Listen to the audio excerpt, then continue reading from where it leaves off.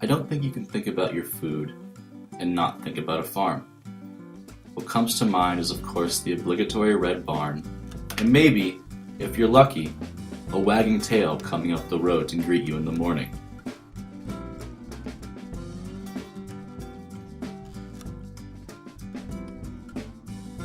There's probably also a tractor turning over a field or moving some mulch.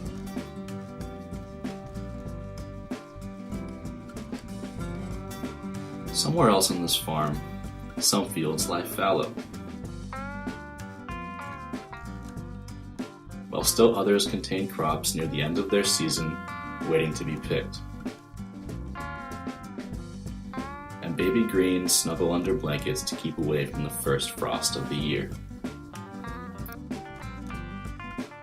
Well, I'd like to believe that all my food comes from picturesque farms such as these, where cows can roam in pastures or stand in the early morning chewing their cud and contemplate the day ahead, where sheep can munch leisurely on a breakfast of hay as the sun rises. I know, and I think the general consuming public is becoming aware, that for the most part, the sun doesn't rise over farms like these. Thanks to recent documentaries such as Food Inc., writers like Michael Pollan, and the work of consumer advocacy groups, people are becoming aware that the meat we eat is more often than not raised in squalid conditions where the animals are packed so closely together that the amount of antibiotics needed to keep them alive is beginning to become a public health risk. Information is also spreading about the fertilizers we use on our crops and how intensive monocultures can damage soil fertility and lead to drought. Luckily, because of this new knowledge, people are beginning to demand more fresh food raised in humane conditions and without the application of fertilizers and pesticides. Companies have adapted along with this demand and are using marketing to target these consumer groups.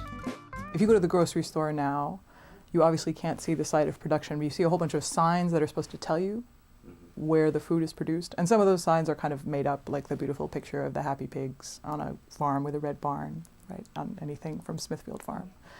But some of them are codes that if you are kind of literate, you're supposed to be able to read, like the huge variety of potential organic / Rainforest Alliance / all of the other kinds of labeling. And I think it's going to be interesting to see as those kind of proliferate, whether they become something that people can really read, or whether they're just going to be available to the kind of elite few who care.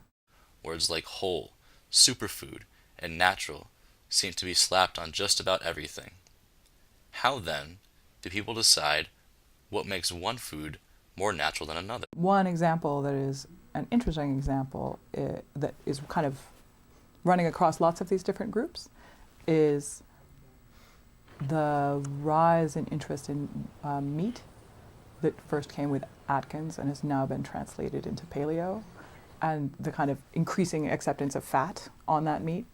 And then with that, the kind of sense of vegetables which are somehow cast as not cultivated, right? You know, like a tomato is something that you would find. It's sort of imagined in nature. And I've been kind of amazed to see that happen. It's sort of overwriting the history of the vegetable. As wild tomatoes are this big. Cultivated tomatoes, even without genetic engineering, can get, this big. This is a big human change. But they're kind of being put into an imaginary past, and that imaginary past is being described as natural, and then everything that is imagined as coming later from that past is somehow not natural. This is interesting to think about. Well, I think most would agree with Professor Pauly that vegetables have a more natural feel to them. The majority of the fruits and vegetables that we consume today are the way they are as a result of hundreds, if not thousands of years of selective breeding, making them a rather man-made artifact.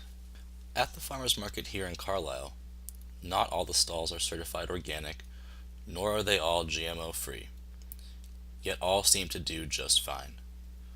When I talked with two young market goers, they shared with me their favorite market foods.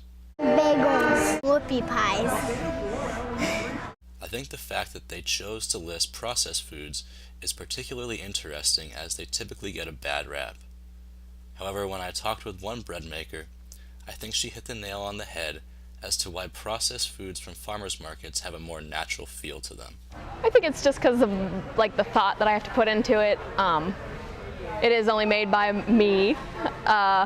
It's all done completely by hand, whereas, you know, if the bread you get in a grocery store is usually the kind that's in a huge bakery warehouse that's just mass produced and running through assembly lines, and, you know, there's never a human hand even touching the actual dough. If this is the case, I think our decision to purchase foods with natural on the label has less to do with what they are made of, but rather the feelings they evoke.